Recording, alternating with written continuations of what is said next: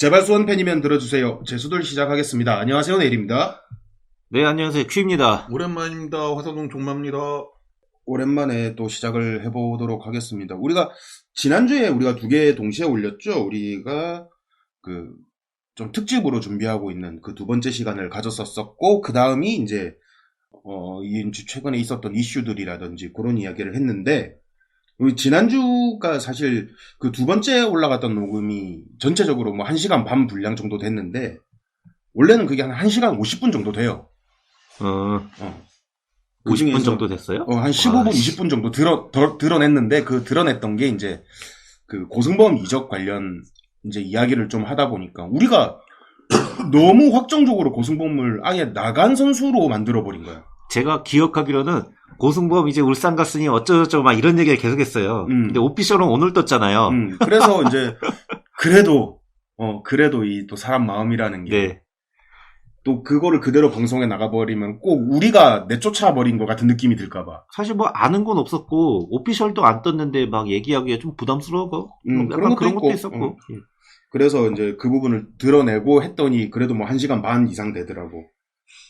그래서 이제 오늘은 그 특집의 마지막 세 번째 큐가 준비한 그 특집 관련 이야기 끝나고 나서 이제 또 최근 한 주간 있었던 뭐 수원 삼성 팬들의 뭐 심경의 변화라든지, 사실 뭐 팬들 전체에 대한 심경의 변화라기보다는 재수들 하는 사람들을 패널들의 이제 그 심경의 변화라든지, 아니면 뭐 어떤 게 더 골이 깊게 빡쳤는지 이런 거 좀 이야기를 하는 그런 시간을 좀 가져보도록 하겠습니다. 우선 그거에 앞서서 우리 지난주 방송 듣고 이렇게 댓글 달아주신 분들 한번 소개 좀 해드릴게요. 네, 댓글부터 읽겠습니다. 예, 비틀즈님 재수들 버전 그어살이네요 라고 남겨주셨네요. 그어살이 뭔가요? 그대들은 어떻게 살 것인가? 그거 어떻게 알았어요? 그거 최근에 그 유행한 영화 있었잖아. 그 일본 뭐시기 그 영화. 그 이상한 그 새 눈깔 뭐 엄청 무섭게 뜨고 있는 그 포스터 있는 그 영화. 그래요? 눈깔이면은 삼삼아이즈 아닌가? 넘어가요? 어떻게 알았어. 이런 데서 나이가 나오는 거야. 어떻게 수습해야 돼요?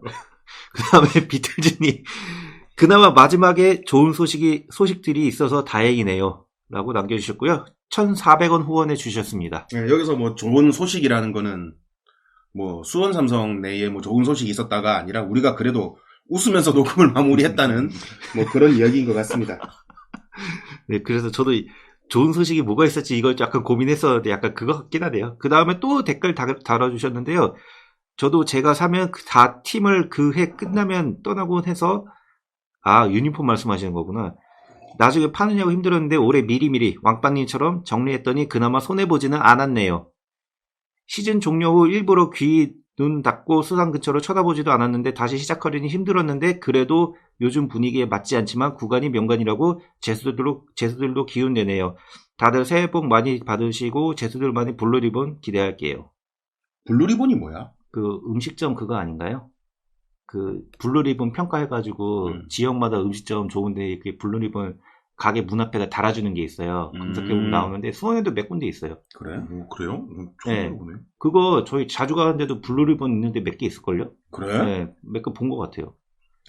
나를 봐서 오래 봐서 알지만 나는 어디 들어가고 나오고 걸을 때 앞만 보고 주변을 잘 안 보는 스타일이어가지고 화난 표정으로 앞만 보고 가시죠. 예, 그리고 비틀즈님 1,400원 또 후원해 주셨네요. 감사합니다. 감사합니다. 닥터원이 5,000원 후원해 주셨고요. 또 5,000원 후원해 주셨네요. 감사합니다. 감사합니다. 예, 그리고 달려라 거북이님이 10,000원 후원해 주셨고요. 빨간 토끼님 700원 후원해 주셨습니다. 두 분 다 감사합니다. 빨간 토끼님 또 존재감 드러내시기 시작하네, 이제 또. 독보적인 700원 후원. 그리고 달려라 거북이님이 댓글 달아주셨는데요. 이제야 수원 삼성이 일하는 모습이네요. K리그를 사랑하는 팬으로서 흥행 망치는 김천 일부 싶네요. 김천 소협하고 수원 삼성 이랜드 부산 이 얼른 자리 바꾸기를 기대합니다. 라고 달아주셨는데요. 뭐 얘네들도 뭐 자기네들이 잘해서 일부 있고 잘해서 승격하고 하는 건데 뭐 그냥 뭐 전 별 생각 없긴 합니다. 그렇죠. 이거 지금 다른 팀 생각할 그거 겨를 없어요. 우리가 잘해야 우리가 잘해야 돼요, 결국엔. 결국에 스포츠판은 남이 죽고 우리가 살아야 되는 거기 때문에 뭐 팬들이 뭐 K리그 자체가 파이가 적기 때문에 팬들끼리 이렇게 특정 상황이 되면 위아더 월드 하곤 하지만 결국에는 네가 죽고 내가 살아야 내가 마지막에는 웃을 수 있는 상황이 만들어지기 때문에 모르죠. 사실 이런 심정은 이해는 가는데 제가 2년 동안 그 다른 팀 결과 때문에 우리 팀이 되게 전전긍긍했잖아요. 그 뒤로부터는 다른 팀 결과를 되게 신경 쓰기가 싫어졌어요, 제가. 어떻게 되든 막 약간 그랬어요. 그 다음에 빨간 토끼님이 또 700원 후원해 주셨고요. 예, 마지막 댓글인데요. 박춘균 떠나진마님이 이브리그 9년차 팬입니다. 이브리그는 모든 팀이 승격을 목표로 입하는 리그입니다. 맞죠? 다 승격을 목표로 하고 그리고 그래서 그런지 맨날 혼전의 양상을 보이고 있죠. 플레이오프만 가면은. 예, 절대로 쉬운 리그가 아닙니다. 1부 뛰다가 2부 뛰는 선수들도 2부가 더 빡세다고 말합니다. 수원 팬들도 답답하시면 저희처럼 렉서스로 뽀막하고 항의해 보시는 게 어떤가요? 이거 유명하죠. 이랜드 예, 이거 유명한 몇 년 전에 제법 유명한 예, 유명해서 저도 알긴 하는데 그게 그 감독한테 항의하려고 막은 건가요, 이게? 아마 팀 자체가 완전 잠깐, 빡쳐가지고 그냥, 했던 것 같아요. 아, 그러니까 이랜드가 처음에 이제 네. 요 때가 이제 슬슬 괴랜드 소리 들을 그때쯤이야. 아, 괴력 갖는데 해가지고. 그래가지고 그 이랜드 자체가 뭔가 처음에는 분위기 좋게 만들어지고 뭐 이렇게 나가려고 막 그때 감독이 아마 그 외국인 감독 그때 누구였지? 뭐 레오 마틴렌이었는데. 그래. 네. 막 그 시절 좀 지나고 나서 이제 뭐 좀 하려고 했는데 계속 성적도 안 나오고 선수들 다 떠나가고 막 그러니까 이제 팬들이 빡쳐가지고 이제 렉서스로 이제 그 가는 버스를 막아버린 그런 상황이었는데 나도 솔직히 차로 확 버스도 막고 하고 싶은데 내가 렉서스가 없어서 내가 이 뻔막을 못하네 내가. 저기 뭐지? 지바겐 하나 사세요. 아, 지바겐으로 못 막아. 여튼 예, 그 렉서스가 저는 이무렵으로 기억하거든. 정정용 감독 있을 때 그때쯤 아니었나요? 그때였을 거예요. 네. 그러니까는 이제 정종용 감독 부임한 다음에 이랜드 쪽에서 이제 선수 영입에 조금 더 힘을 실어줬던. 네, 돈을 많이 썼다고 하더라고요. 성적은 계속 6위, 7위, 6위, 7위 그러고 있었던 거지. 그때였을 거예요 아마. 아, 남 얘기 같지가 않네요. 근데 이제 이랜드도 지금까지는 이제 창단 이후에 지금까지 뭐 승강 풀업권이라든지 아니면은 뭐 우승권에는 아직까지는 시즌 내내 한 번도 이제 그쪽에 근처에서 못 가고 있죠. 근접을 못하던 팀이긴 했는데 올해는 지금 영입하는 거 보면은 미쳤죠. 그리고 나서 또 아마 못할 겁니다. 싹쓸이 하고 있죠 지금 좋은 매물 싹쓸이 하고 있고 좀 무서워요. 어쨌든 선수 보강하는 걸로만 놓고 보면은 이번 시즌은 K리그2 이번 시즌은 부산과 경남과 이랜드 좀 3파전이 되지 않을까? 이런 생각이 조금 들어. 이랜드는 아마 우리랑 같이 이브리그에서 되게 오랫동안 좋은 관계를 유지하지 않을까. 이브리그 슈퍼매치를 원하시는 거죠? 그럼요. 지지대 더비도 있고 슈퍼매치도 있고 얼마나 좋아. 일단 댓글 마저 읽을게요. 그리고 목동에서 일반석에서 원정팬 티내면 가드가 아니라 괴랭 강성팬이 직접 잡으러 다닙니다. 렉서스로 뻐막하는 강성팬들이 질적으로 상당히 무섭습니다. 라고 남겨주셨네요. 나 여기서 하나 좀 궁금한 점이 하나 드는 게 이랜드가 처음 창단할 때 그때 약간 그 팀의 목표라고 해야 되나 방향성이라고 해야 되나 그게 그때 뭐 일반 다른 팀들처럼 뭐 이렇게 우리로 치면은 N석 뭐 그런 쪽이겠지 뭐 그런 서포터단을 뭐 만들지 않겠단가 뭐 허용하지 않겠단가 뭐 하여튼 뭐 그랬었던 걸로 아예 기억하는데 그 자리에다가 뭐 피크닉석 비스무리한 석을 만들었었어요. 그래가지고 목동 경기장에다가 이렇게 스탠드석 같은 거를 이렇게 만들고 뭐 그랬을 때 막 펍 같은 거 만들고 막 이렇게 해가지고 그냥 이렇게 강성 지지자들이 모여있는 꾸르바 같은 거를 안 만들고 그냥 이제 라이트한 팬들이 즐겁게 즐기는 축구를 하겠다라는 게 처음에 시작이었는데 성적이 뭐 워낙에 그런 쪽으로 가니까 뭐 그렇죠. 그리고 이랜드 쪽에는 원래 이제 안양이 연고 이전을 하면서 지금 부패가 됐는데 그거 자체를 싫어했던 사람들이 되게 많이 있어요. 그리고 연고 이전할 때 이제 많은 분들이 모르고 있는 것 중에 하나가 서울시청 축구팀이 해체를 했었어요. 그쵸? 네. 그러니까 서울시청 축구팀이 해체를 하면서 얼마 없었지만 그 서울시청 축구 팬들은 굉장히 크게 분노를 했던 것 중에 하나이기도 하고 아마 그분들 중에서 골수 강성들이 지금 이제 이랜드 팬으로 하고 계신 걸로 알고 있긴 하고 그래요. 서울 이랜드를 보면은 원래 처음 창단했을 때 되게 원대한 목표 가져가지고 국가대표 출신들도 많이 영입하고 외국인 선수도 뭐 타라바이하고 괜찮게 하는 선수도 있었고 그랬는데 그때 추진을 잃어버리니까는 지금 계속 늪에 빠져 있잖아요. 이게 수원 삼성도 내려갔는데 추진을 못 얻으면은 진짜 아까 전에 그냥 살짝 말씀하신 것처럼 오랜 기간 남지 않을까 하는 그런 우려가 있긴 해요. 저는 추진력 못 얻을 것 같습니다. 지금 행보만 보면은 이게 추진력을 얻고자 하는 행동은 아니잖아요. 그냥 2부에 잘 안착하는 게 목표이지 않나 싶은 생각을 하고 있어요. 네, 뭐 이렇게까지 해서 일단 팟빵에 올린 댓글 위주로 좀 소개를 해드려 봤고요. 저희가 거듭 말씀드리지만 재수들 팟빵에서 재수들, 그 다음에 유튜브에서는 볼륨 수원이라고 뭐 재수들 검색하셔도 되지만 볼륨 수원이라고 검색하셔서 그 구독, 좋아요 뭐 이런 거 좀 해주시면 저희도 뭐 방송 만들고 이렇게 하는데 좀 힘도 좀 얻고 더 재밌는 컨텐츠를 만들 수 있는 기운을 얻지 않을까 이런 생각이 듭니다. 이번에 올라간 컨텐츠 많이들 들어주셨더라고요. 비시즌임에도 불구하고 다들 조금 오히려 또 비시즌이다 보니까는 수원 삼성 축구 관련해가지고 좀 이야기도 듣고 싶고 그 다음에 뭐 그런 감정들도 좀 공유하고 싶어 하시는 그런 것 같은데 저희가 뭐 시간 되는 족족 이렇게 좀 열심히 해서 올릴 테니까 그 구독, 좋아요 이런 거 좀 많이 해주시면 되게 고마울 것 같습니다. 아무래도 비시즌이니까 뭐 원래 국대 경기는 잘 안 보는데 어저께는 막 종종 와가지고 국대 경기를 보게 되긴 하더라고요. 근데 국대 경기도 한 15분은 못 보겠던데. 저도 보려고 했거든요. 보려고 했는데 그 침대에 누워나 있다가 예. 자버렸어요. 이러니까 11시 반이더라고요.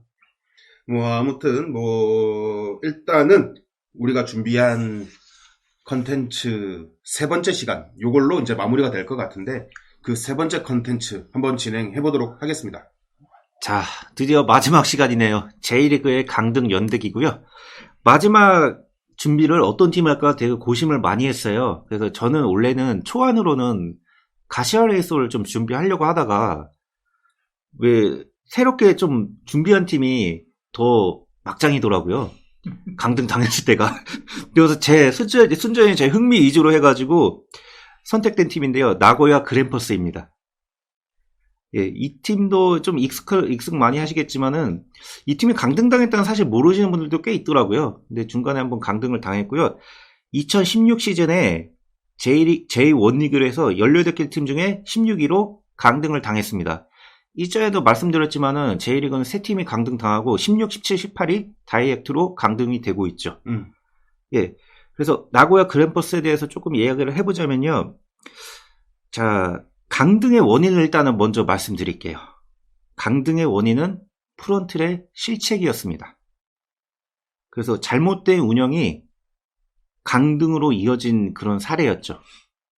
그래서 강등 당할 때 보면은 다 이유가 있더라고요. 그래서 그러니까 뭐 감독이라든지 선수라든지 그라운드에서 다 이루어지는 씬들은 뭐 다 비슷할 거예요. 어느 팀에나 다 비슷할 거예요. 근데 그 기조를 만들고 그 운영을 함에 있어가지고 지원을 얼마나 해주는지 그런 생각을 갖다가 만드는 거는 결국에는 프런트이기 때문에 그들이 한번 방향성을 잘못 가져버리면 결과는 강등이에요. 프런트의 운영 방향이 그냥 팀 분위기를 지배할 수밖에 없는 것 같아요. 축구팀은. 이제 본격적으로 들어가기 전에 나고야 그랜퍼스에 대해서 살짝 뭐 설명을 하자면요. 90년대 J리그 출범 초창기에 합류할 당시에는요. 되게 하위권 팀이었고요. 막 11개 팀, 12개 팀이 있는데 뭐 11위 하거나 12위 하는 정도의 팀이었는데 출범 2년 뒤에 그 잉글랜드 국대 출신의 좀 올드 축구 팬들이면 알 수도 있는 게리 리네커를 영입을 했거든요. 이러면서 유명하지. 예, 이러면서 좀 반전을 기대할까 했는데 전혀 효과를 보지 못했고요. 이때 제가 알기로는 게리 리네커가 조금 그 가족이 병간호하고 막 그러느냐고 돈 때문에 왔는데 그렇게 많이 뛰는 상황이 아니었다고 하네요. 뭐 그랬다고 하는데 95년도에 되게 유명한 분이죠. 아르센 벵거가 부임합니다. 그래서 부임하면서 또 스타 선수를 한 명 영입하는데 게리 리네커하고 좀 다르게 좀 잘했던 선수예요. 드라가 스토이코비치라고 유고슬라비아, 지금은 세르비아죠? 그때 국대 선수였는데 월드컵에서 득점도 꽤 올리고 꽤나 스텝 플레이어였는데 이 벵거하고 스토이코비치가 오면서 그 나고야는 그 하위권 팀을 벗어나서 2, 3위권 되는 팀으로 올라가게 됩니다. 그러니까 여기에 지금 올드 팬들은 많이 기억하실 거고 최근에 이제 축구 보시는 분들은 스토이코비치 이거 뭐야 뭐 이러실 텐데 네. 요즘으로 치면 한 손흥민급 정도의 그 스타 플레이어 거기에는 살짝 못 미치는 뭐 그 정도까지는 갔던 선수였던 것 같아. 그러니까 제 기억에 제가 어려가지고 잘 기억을 못할 수도 있는데 드라간 스토이코비치가 약간 그 90년대 전형적인 천재 미드필더 같은 느낌? 그러니까 네. 스토이코비치 같은 경우에는 그때 당시는 이렇게 우리나라의 중계 자체가 뭐 해외 리그 중계 이런 게 거의 없었잖아. 네. 그럼에도 불구하고 국제 대회에 나가면은 뭐 그런 소식들 뉴스에도 나오고 하잖아. 그럼 스토이코비치라는 이름이 너무 많이 이렇게 막 들리던 그런 시절이었어. 네, 그래서 되게 유명했던 선수인데요. 일단은 벵거 감독은 95, 96년도까지 있었고요. 떠난 후에는 전형적인 중위권 팀으로 10년간 머물렀습니다. 그리고 2008년이 되는데요. 나고야 그랜퍼스에서 2001년까지 뛰었던 게 지금 스토이코비치인데요. 드라간 스토이코비치가 2001년도까지 뛰다가 은퇴를 했고요. 2008년도에 나고야 그랜퍼스 감독으로 부임하게 돼요.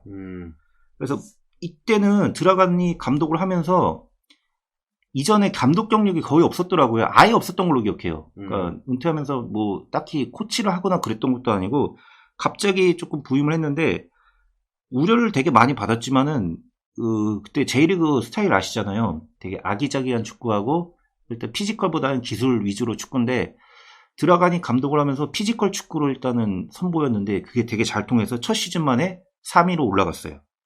그리고 그 다음 시즌에는 조금 주춤했는데 세 번째 시즌 2010년도에 우승을 하게 돼요. 나고야 그랜퍼스는 첫 우승인데 이때 그 피지컬 축구에 대한 정점을 찍었다는 이야기가 많더라고요. 그래서 J리그 팀들도 이런 축구를 조금 대응하기가 어려웠고 참 어떻게 뭐 있었던 스타일이 아니고 아첸 가면은 뭐 K리그 상대로 보는 축구였으니까 그게 좀 잘 통했다는 것 같더라고요. 그러니까 이제 부연 설명을 하면은 그 당시에 일본 축구는 굉장히 이렇게 미드필더의 섬세한 패스 플레이가 그 일본에서 생각할 때 축구의 가장 큰 미덕이라고 생각하는 시절이었어요. 아름다운 축구. 네. 그러니까 이제 일본이 가장 부러워하던 게 한국은 홍명보하고 홍선홍이 있는데 일본은 그게 없어서 뭐 계속 전다 이제 그런 얘기를 했었어요. 네. 그래서 다음 시즌 2011년도에는 또 준우승해가지고 이제 신흥 강호로 좀 자리 잡는 느낌이 들었는데 2012년부터 이 드라간표 피지컬 축구가 이제 쇠락의 길을 걷게 됩니다. 이 피지컬 축구가 문제가 선수단이 계속 똑같으면서 그 축구가 비슷하니까 다 파악이 되잖아요. 이제 패턴이 읽히게끔 되는 거죠. 패턴이 읽히면서 점점 일단 조금 순위가 떨어지고 2013년도까지 드라간이 있었는데요. 그때는 아예 거의 하위권, 중하위권 찍으면서 그 드라간이 사임을 하게 됐죠. 그리고 이제 드라간 다음에는 간바 오사카 했을 때 좀 들어보신 분인데 간바 감독을 10년간 했던 그 니시노 아키라라는 감독이 그 드라간 다음에 후임으로 일단 부임하게 됐는데요. 간바 오사카에서 활약을 했으니까 일단 기대는 많이 받았어요.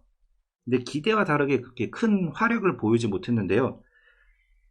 그 이유가 좀 드라간이 구성한 선수단이 권립도였다고 하네요. 그러니까 드라간이 영입했던 선수가 약간 피지컬 좋고 호주에 그 선수 있었는데 그런 선수 필두로 했던 건데 그 니시노 감독은 전형적인 그 패스 축구 있잖아요. 그때 한번 설명했던 것 같은데 그런 선수단 구성을 원하는데 일단은 피지컬 좋은 애들만 있으니까 그 축구가 맞지 않아가지고 되게 불협화음 같은 게 되게 많았다고 하네요.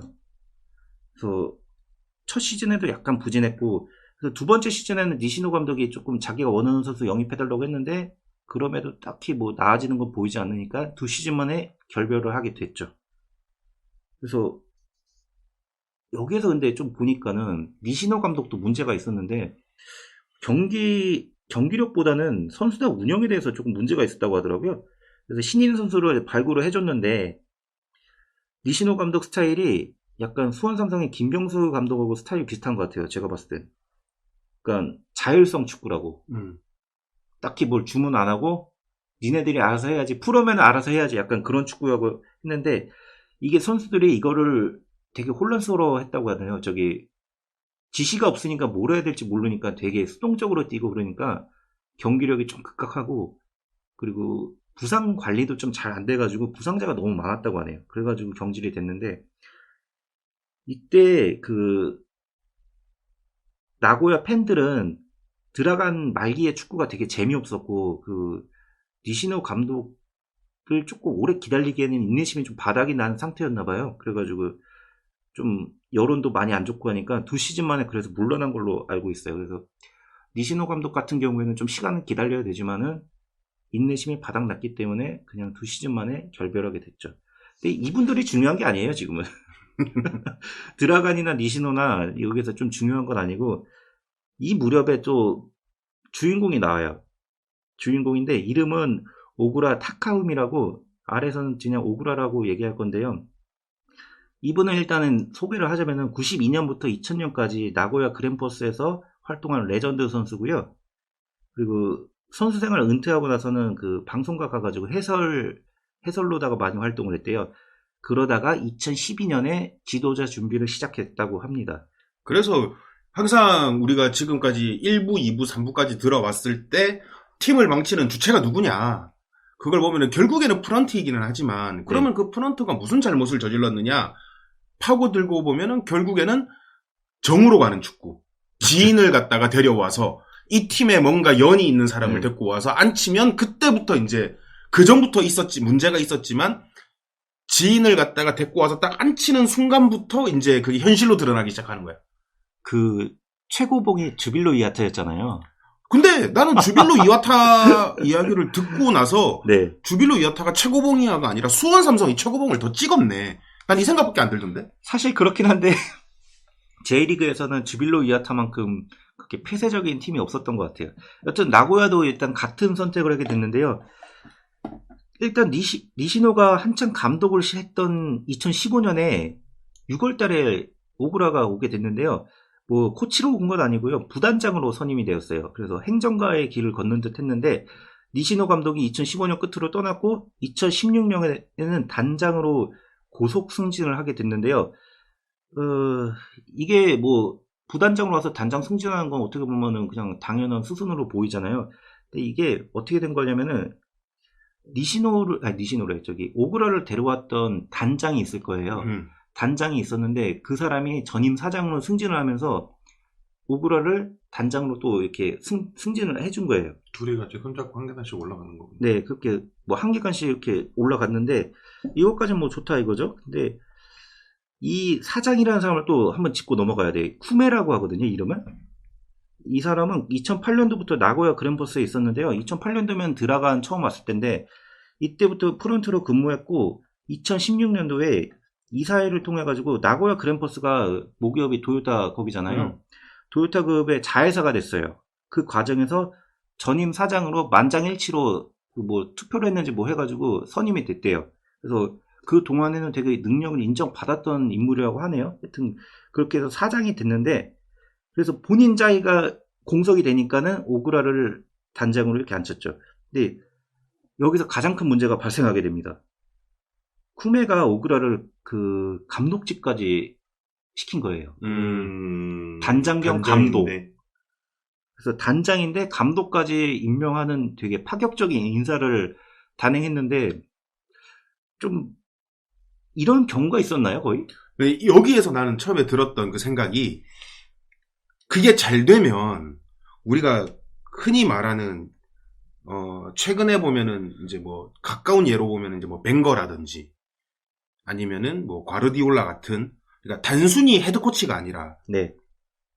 그러니까 매니저 역할까지 수행한. 그게 만약에 그게 성적도 내고 그랬다면은 매니저의 역할까지도 맞는 그런 거를 바라볼 수 있었겠지만 어쨌든 지금 이 시간에 여기에서 이름이 언급됐다.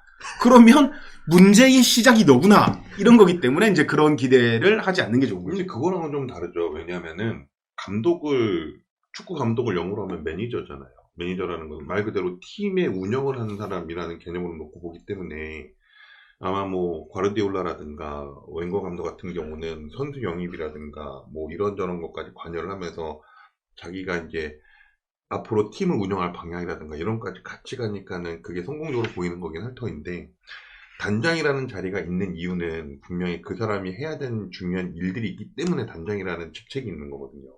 근데 단장이라는 일을 하면서 감독까지 한다. 이거는 맞지 않는 얘기인 거지.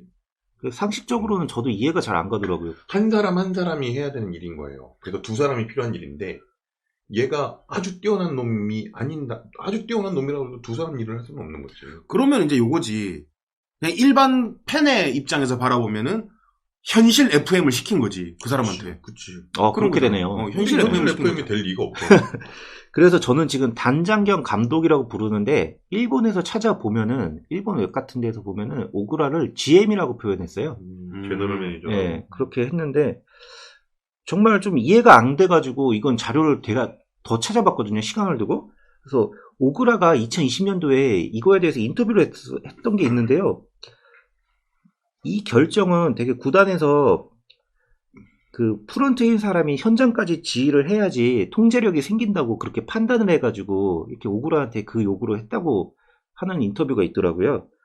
그래서 그 목적이 있었고 2016년도에 그냥 일반 칼럼으로 기억하는데 쿠메 사장이 이전부터 그 도요다가 모기업이잖아요. 그쪽에서 파견 나오는 직원이 있을 거 아니에요. 그쪽 직원하고 되게 알력이 있었대요. 그러니까 힘싸움도 많았고 사이가 되게 안 좋았는데 그거에 대한 주도권을 잡고자 여기 오구라를 세우면서 단장도 하고 감독도 시켰다. 그런 분석이 있더라고요. 그래서 아마 그런 이유가 그런 복합적인 이유 때문에 이런 말도 안 되는 일을 벌인 것 같은데요. 그게 맞겠네요. 그게 맞으니까 핑계를 프런트를 담당하는 사람이 감독까지 하는 게 뭐 효율적이다라고 얘기를 하는 얘기가 그냥 변명처럼 하는 얘기인 거지. 그러니까 적당히 이빨 털어가지고 그런 명목을 뭐 적당히 발라가지고 이렇게 하겠다 이렇게 한 것 같은데 그게 맞으면은 유럽의 모든 구단들이 선진 축구한다고 하는 구단들이 그렇게 하고 있겠죠. 근데 그렇게 안 한다는 건 분명히 문제가 있고 안 되니까 그렇게 하는 걸 텐데. 그게 모범이 돼가지고 나고야가 잘 됐으면은 저희가 얘기를 안 하고 제수들의 언급도 안 됐겠죠. 그렇겠죠. 네. 여튼 그럴 것 같은데요. 이렇게 되면서 오구라가 되게 막강한 권력을 얻게 됐어요. 그래서 행정도 하고 실무도 뛰는 그런 엄청난 권한을 얻게 됐는데요. 그래서 오구라는 자신이 주도적으로 준비한 2016년도에 나고야 그란버스를 개혁 원년으로 선언하게 됩니다. 이는 전임 감독들의 유산을 되게 많이 정리할 거라는 의미라고 했는데요. 자, 그럼 뭐 리빌딩을 한다 이것까지는 좋은데 그리고 전임 감독들이 좀 물려놓은 유산들이 좀 문제점이 없었던 것도 아니고 변화는 필요하다는 이야기도 많았는데요. 문제는 그거죠. 행정에 대한 경력도 없었고 지도자 경력도 부족했던 인물한테 이거를 둘 다 맡기는 예, 둘 다 맡기거나 본인이 이걸 하겠다 얘기한 것 자체가 저는 무리수라고 좀 많이 생각이 되더라고요. 그거 재밌겠네. 감독이잖아. 선수 영입해주세요라고 결제 올린 다음에 자기가 결제하는 거 아니야? 기한자 오구라, 결제자 오구라. 뭐 사장까지 가면은 결제자는 따로 있을 수도 있겠지만은 1인 기업이지 1인 기업. 오구라가 결제한 다음에 오구라가 반려를 해. 말다고 안 되는 소리 하잖아. 기한 오구라, 검토 오구라, 최종 결제 쿠메 이렇게 되는 거겠네요. 그러면 여튼 그런 무리수라는 평가가 되게 많았는데요. 일단은 시작이 부족한 점이 일단 우려가 됐잖아요. 일단 시작이 됐습니다. 선수단을 품는 것부터가 문제가 됐어요. 기존 주전 선수들과 일단 재계약을 해야 되잖아요. 재계약 과정에서 많은 불화를 겪어가지고 원래 있었던 외국인 선수들 다 떠나고 그 일본 국대 중에서 브라질 호녀리였나요? 툴리오 있잖아요. 그 유명하지. 선수가 그때 나고야 소속이었는데 이 오구라하고 협상하다가 완전 빡쳐가지고 팀을 나가버렸어요. 그래서 툴리오가 어디서 인터뷰했던 말은 오구라는 무슨 기계 같다고 인간미가 없다고 이렇게 얘기하면서 되게 빈정상했다는 식으로 어디다 인터뷰를 했다고 합니다. 그래서 이게 좀 핵심 전략하고 이렇게 재계약하는 과정에서 문제가 생기면은 지금 재계약 대상자는 아니지만 원래 팀에 있던 선수들한테도 문제가 가잖아요. 그래서 단기간에 팀 분위기가 되게 뒤숭숭해졌다고 합니다. 여기부터 일단 문제가 또 생겼고요. 그래서 게다가 좀 본인이 개혁을 하겠다고 선언했잖아요. 그러면 영입을 또 잘해야 될 거 아니에요. 근데 영입도 하나하나 뜯어보니까 말도 안 되는 영입을 좀 많이 했어요. 영입한 선수라고 개혁을 한다고 했는데 39세의 미드필더를 영입했어요. 그리고 2부 리그에서 골키퍼 2명을 영입합니다. 어떤 팀도 그랬는데 내가 아는 그 어떤 팀도 뭔가 기시감이 들긴 하는데 그리고 대표팀 출신 선수도 한 명 영입을 했어요. 이 선수도 미드필더로 알고 있는데 문제는 이 선수가 2016년도 기준으로 2, 3년 전부터 부상이 있었다고 같은데 부상인지 뭐 컨디션이 다 떨어졌는지 모르겠지만은 1년마다 팀을 옮겨 다녔어요. 음. 그러니까 이거는 지금 정상적으로 경기력을 보여주지 못하는 선수라고 봐야 될 것 같은데요. 그런 선수를 영입했고요. 그 최근에 뭐 팀도 그런 거 있는데 한 2경기 나오고 뭐 3경기 나왔나? 뭐 그런 선수 하나 있는데. 어느 팀인지 모르겠지만 어디서 많이 들어본 것 같아요. 있어. 그러면은 이러면은 외국인 선수라도 영입을 잘해야 될 거 아니에요. 근데 외국인 보강도 망했습니다. 그때 영입했던 선수가 시모비치를 영입했거든요. 시모비치는 2022년도에 상반기에 전남 드래곤즈에 입단했던 선수인데요. 맞아. 나 그래서 시모비치 이름 많이 들어봤는데 지금 이 생각하고 있었거든. 네. 그래서 시모비치가 나고야에서 뛸 때는 그래도 시즌 11골 넣으면서 그럭저럭 해가지고 이 선수는 못했다는 것에 약간 제외가 될 수가 있는데 그 외에 영입된 선수가 시모비치와 같이 영입한 스웨덴 수비수가 있었거든요. 그 선수는 시즌 총 9경기 나왔습니다. 거의 못 나왔고요. 정규리그에서 거의 못 나오고 컵대회만 거의 나왔나? 하여튼 그런 전력 외 선수였고요. 그리고 한국 선수도 영입을 했어요. 그 이승희라고 제주하고 전남에서 뛰다가 태국 갔는데 뜬금없이 나고야에서 영입을 했는데 이 선수는 29경기 나왔는데 경기력 자체가 그렇게 도움이 되지는 못했다고 하더라고요. 그래서 아쉬운 평가를 받았던 영입이었고요. 그럼 여름으로 잠깐 넘어가자면은 여름에도 영입을 해가지고 반전을 시킬 수 있잖아요. 하대성을 임대 영입했는데 하대성은 부상으로 2경기 뛰고 나가버렸고요. 그리고 구스타보라는 브라질 출신 어린 유망주를 영입했거든요. 이 선수는 2경기가 뛰고 너무 못해가지고 못 나왔다고 합니다. 되게 뭐 그로닝 얘기하는 것 같기도 하고 고무열 얘기하는 것 같기도 하고 그로닝, 포포, 이고르. 이거 너무 오버랩되는 것 같아요. 이게 다 우리가 아는 뭐 그런 애들이네. 이때가 2016 시즌인데 이 구스타보가 97년생인가 96년생인가 이래요. 그래서 딱 20살인가 그랬고요. 이 이후에는 또 어떻게 지내나 봤더니 되게 변방리그 다니면서 좀 경력 이어가고 있더라고요. 동남아 쪽에서 뛰는 것 같아요. 하여튼 이런 실패한 영입을 했는데요. 그래서 2016년도 영입이 얼마나 실패했냐면요. 이때 영입한 선수들이요. 17년도 강등 당했을 때 이후로 그때부터 다 팀을 나가요. 그러니까 한 시즌 만에 다 팀을 떠날 정도로 그러니까 제대로 된 영입이 없었다는 거죠. 강등 당했는데도 나갈 정도면은 전혀 쓸모가 없었다는 이야기가 되는 거죠. 그래서 결국 개혁한다 해놓고 나서 기존 선수들하고 불화를 겪었고요. 새로운 선수들은 모기업이 토요타 그룹인데 이런 구단에서 영입할 만한 선수가 아니었던 것 같아요, 저는.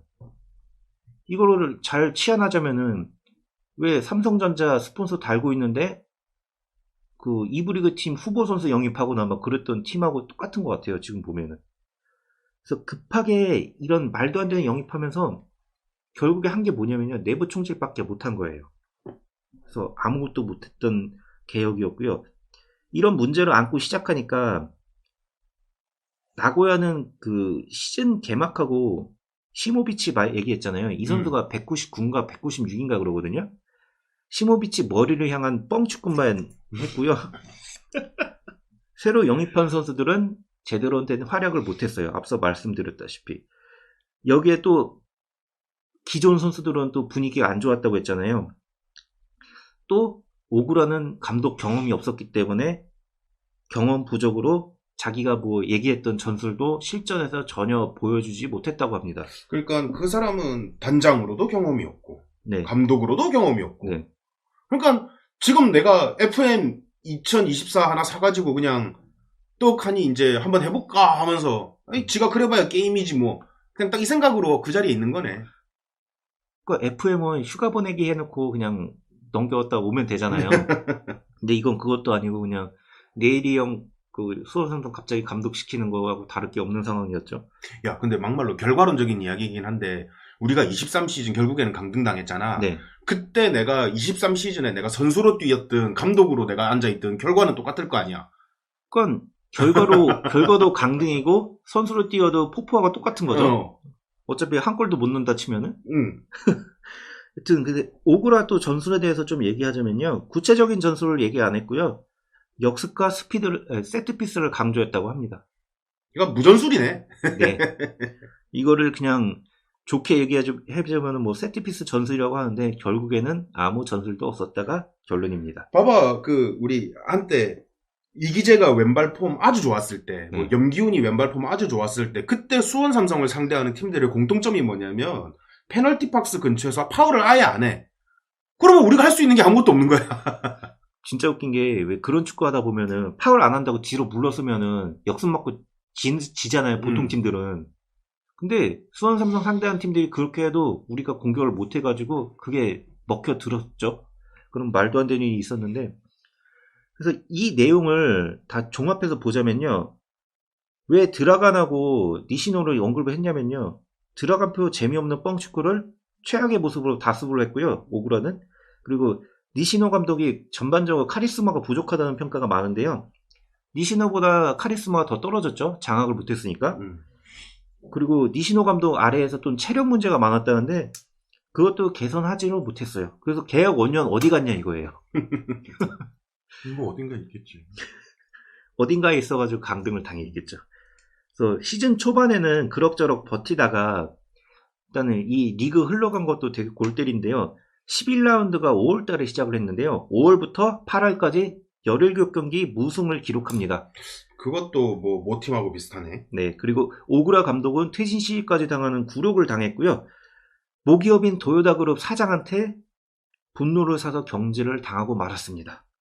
이게 뭐 다른 이야기이긴 한데 이제 뭐 나고야 그랜퍼스 같은 경우에는 이제 도요다의 그 후원을 받고 있고 약간 뭐 라이벌로 여겨질지 어떨지는 모르겠지만 요코하마 F 마리노스 같은 경우에는 닛산에 이제 지원을 받고 있고 자동차 제조업체에 있어서는 라이벌이잖아. 그렇죠. 근데 그럼에도 불구하고 요코하마 F 마리노스 같은 경우에는 어느 정도 성적이 나온단 말이야. 그리고 그 요코하마 같은 경우에는 일본으로 치면은 변방이란 말이야. 변두리. 닛산 같은 경우에도 거기는 어떤 취급을 받냐면 닛산은 진짜 기술에 미쳐 있는 사람들 있잖아. 그러니까 장사꾼 막 이런 거. 그 말 그대로 그냥 차쟁이들, 카가이들, 그냥 공돌이들이 기술을 녹여가지고 그 어려운 환경에서도 차를 좋은 기술로 만들어서 차를 파는 그런 취급을 좀 받는 느낌이고 도요다는 이제 일본 굴지의 자동차 회사잖아. 그럼에도 불구하고 그쪽 경쟁에서 자기네들이 뭐 강등도 당하고 성적도 안 나오고 이랬으면 도요타 입장에서는 굉장히 자존심 구기는 일인 거지. 그래서 기업 차원에서도 분노가 나올 정도면은 이 상황이 어땠는지가 참 좀 보이긴 하는데요. 그래서 오그라 감독이 경질 당하고 나서 그렇게 됐는데 후임은 그 드라간 시절이 또 나오는데요. 드라간 보좌했던 보슈코 주로프스키 이름도 어려운 분인데요. 그때 수석 코치했던 분인데 이 양반이 선임되었어요. 오그라가 사실상 경질당했던 시기가 8월 초인데 그때 당시엔 팀에 있었지만은 사실상 경질당했다고 거의 판단하는 시기였는데 그때부터 수석 코치로다가 부임했고요. 그 쿠메 사장이 또 얘기 나오는데요. 이때 8월인가 7월 달에 자기는 오그라를 계속 믿을 것이다 이런 인터뷰를 했대요. 그래서 한번 난리가 났는데 순리대로 오그라는 나가고 보슈코가 선임되는 그런 과정을 겪었다고 합니다. 그래서 보슈코가 부임하고 나서는 되게 막장인 상태인 나고야를 팀 정상화하겠다고 했고요. 체력을 집중적으로 올렸다고 합니다. 그래서 체력이 좀 많이 문제였는데 오구라를 거치면서 체력이 더 떨어졌다고 하네요. 그래서 이 체력 올리는 게 가장 큰 목적이었고 그래서 오구라하고 브라크급에서 나갔던 그 툴리오 있잖아요. 툴리오가 그때 전반기 동안 소속팀 없었는데 보시코로 바뀌면서 다시 왔다고 하네요. 난 여기서도 나는 의문인 점이 하나가 이게 방금 그 기존에 있던 그 일본 그 나고야의 감독이 좀 자율성 같은 거를 뭐 특별히 이렇게 신경 안 쓰고 자율적인 축구를 니시노가 했다고 했잖아. 네. 나는 여기서 재밌는 점이 수원 삼성이 2023 시즌을 시작하면서 그 포항에서 피지컬 코치를 데리고 왔잖아. 네. 나는 체력적으로 선수들이 굉장히 준비가 잘 되겠거니라는 생각을 했거든. 저도 그 기대를 많이 했죠. 근데 우리가 여름 그 휴식기 지나고 나면서 거의 개박살났잖아, 그냥 체력이. 네. 뭐 그거하고 뭐 별다른 차이가 없는 것 같아. 그거하고 비슷한 이치인 것 같아. 그러니까요. 그러니까 체력이 어떻게 보면 스포츠인데 왜 체력을 이렇게 등한시하는지 모르겠지만은 그래서 보슈코 감독이 부임하면서 조금 나아진 모습 많이 보여줬대요. 그래서 근데 워낙 전반기에 개망해가지고 뭐 방법은 없었지만은 그래서 프런트 축구로 완전히 박살난 나고였기 때문에 뭐 혼자서 구하기는 좀 역부족이었고요. 그리고 리그 최종 순위가 16위라고 했는데요. 15위가 그때는 알비렉스 니가타가 15위였거든요. 승점이 똑같았고요. 골득실 때문에 강등당했습니다. 그래서 이게 어떻게 보면은 한 번이라도 비겼다고 하면은 이거 강등 안 당하는 거잖아요. 한 번에 비기거나 뭐 한 번이라도 이기거나 그랬으면 그런 건데 이 결정을 내리기 전에 오그라가 17경기 무승을 했다고 했잖아요. 그 전에 좀 빠른 판단 해가지고 감독 교체했다고 하면은 강등을 안 당했다는 이야기로 또 연결될 수도 있고요. 근데 원래 모든 강등당하는 팀의 특징은 딱 그 한 경기 못 이기고 그 한 경기 비길 거 지고 이래서 강등당한 거기 때문에 네.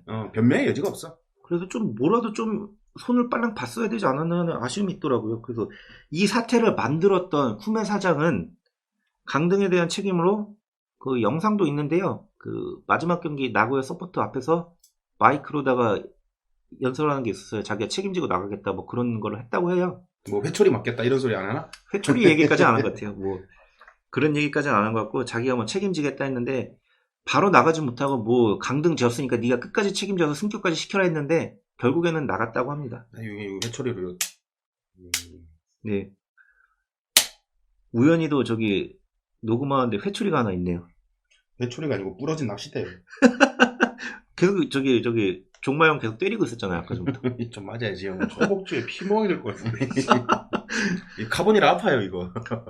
그래서 쿠메가 어차피 2008년부터 있으면서 되게 인정을 많이 받았다고 했는데 그 찰나의 몇 년 동안의 오판으로다가 자기 명성을 많이 깎아먹었습니다. 그래서 일본 축구 전문가들은 나고의 강등을 오구라의 부족한 경험보다는 애초에 단장과 감독직을 겸임한 것을 지적을 많이 했대요.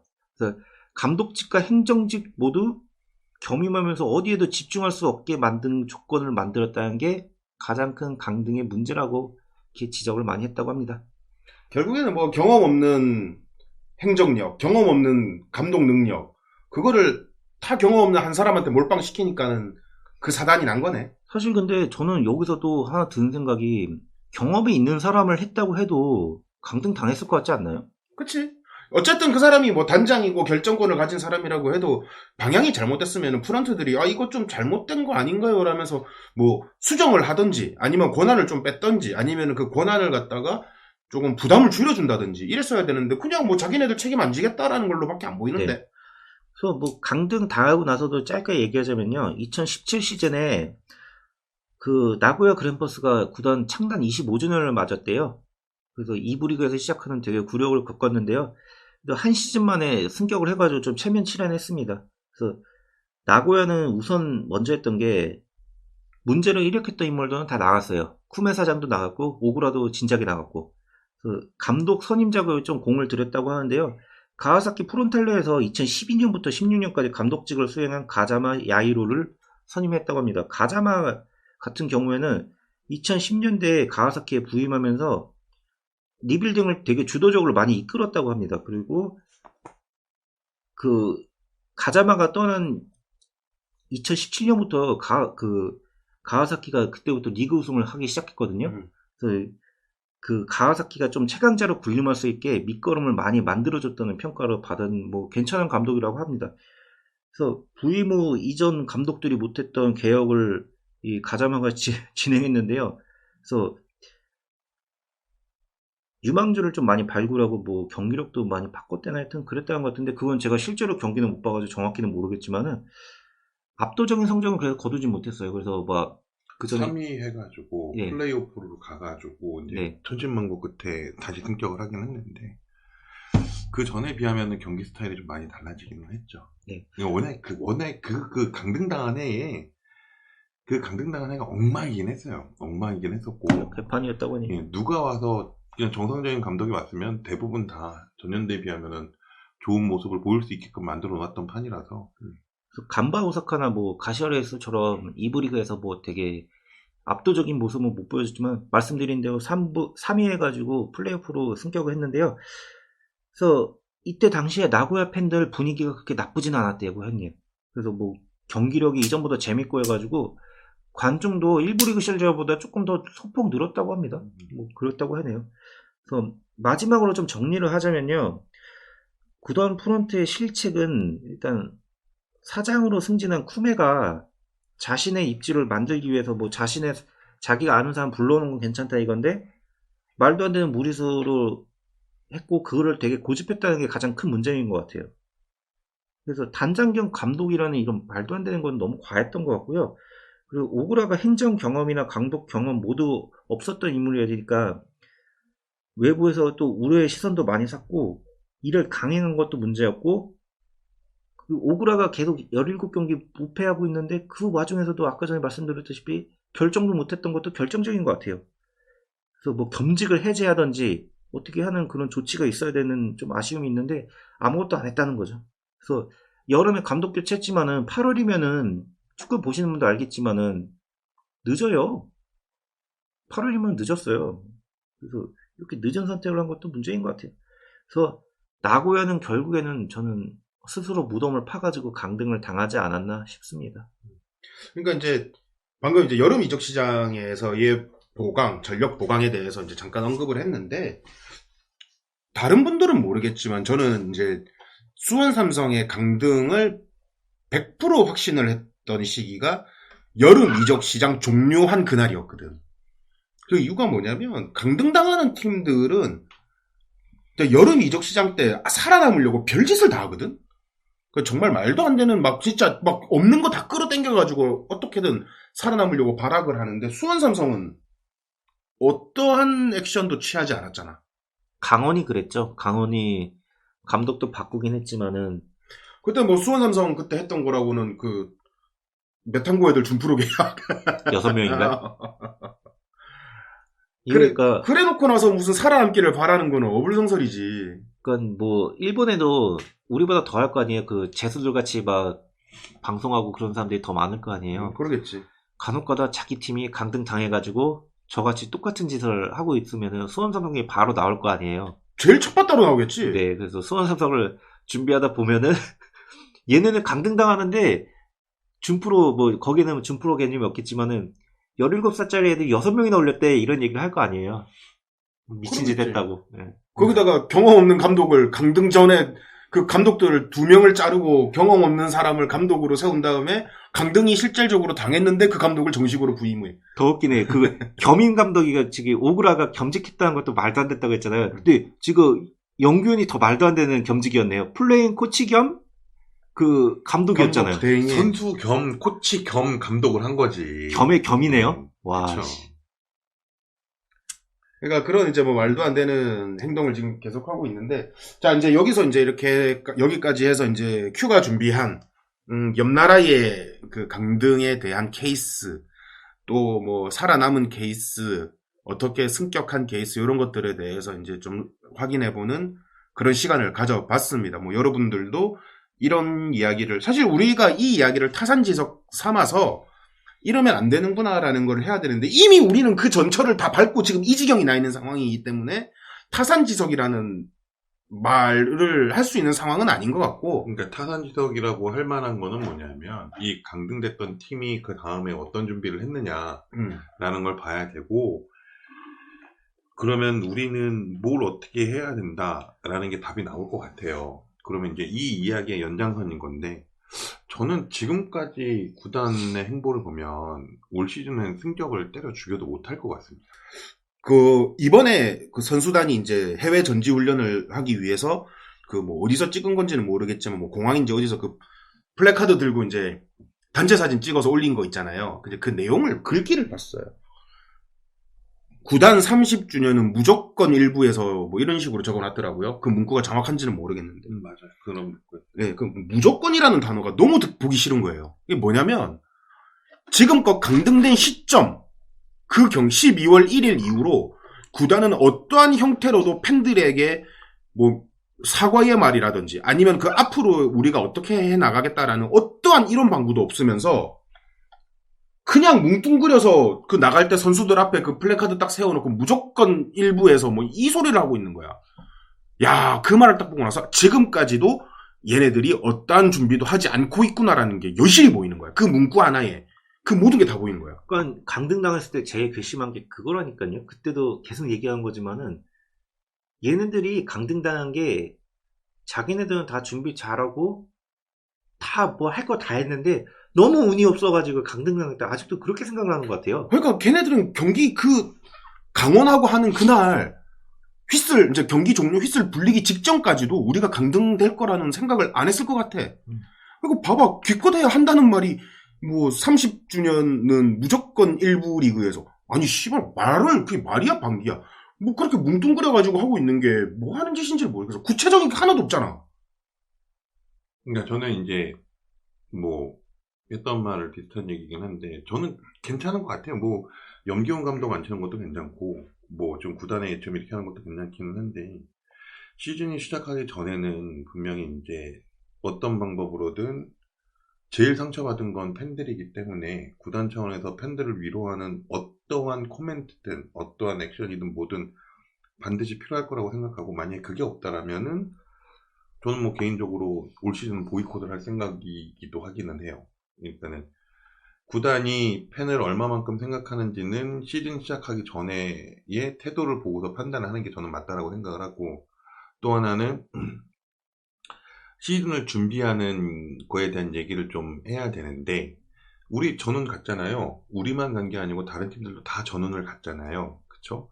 그럼 전운을 갔다는 얘기는 이미 올해 이제 경기에 대한 준비를 시작을 했다라는 얘기가 되는 그러니까 거예요. 구성은 다 끝났다 이 말인 거잖아요. 근데 이제 그러면은 선수들에 대해서 라인업이 어느 정도는 왁구를 맞은 상태가 돼야 되고 다른 팀들은 벌써 인아웃 해가지고 뭐 영입도 꽤 많이 나오고 모든 거 꽤 많이 나는데 우리는 지금 영입이 딸랑 2명밖에 없는 거잖아요. 그럴 수도 있어요. 또 저번처럼 전지훈련을 딱 갔는데 그 훈련장에 염기훈 감독이 못 보던 선수가 있는 거야. 그럴 수 있잖아요. 그러니까 이제 만약에 또 그렇다면은 이 팀은 이제 손절을 해야 되는 팀인 거예요.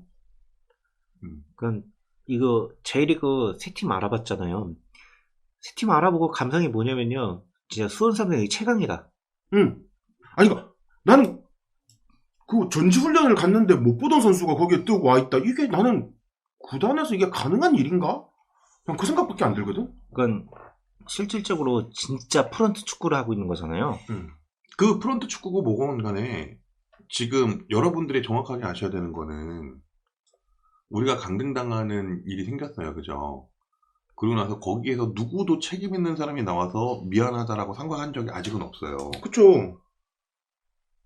그러니까 그리고 우리가 어떻게 변화하겠다 아니면은 우리가 어떻게 준비를 해서 어떻게 다시 일부러 올라가는 준비를 하겠다라는 얘기를 초안이라도 얘기하는 사람은 한 명도 없어요. 아니 마스터 플랜도 없이 그냥 무조건 승격 이러면은 그리고 나서 지금 구단 선임, 감독 선임에 대한 태도를 놓고 보건데 구단은 팬들에 대해서 사과할 생각도 없고 팬들을 중요하게 생각하지도 않아요. 걔 호구 조시고 와서 네. 유니폼이나 사주면 되고 와서 굿즈나 사고 와서 그 매점 가가지고 컵라면이나 좀 사먹고 가시오. 그러면은 팬들은 계속 호구짓을 하고 있어야 되는 게 맞나라는 생각을 정말 이제 심각하게 해봐야 된다는 거죠.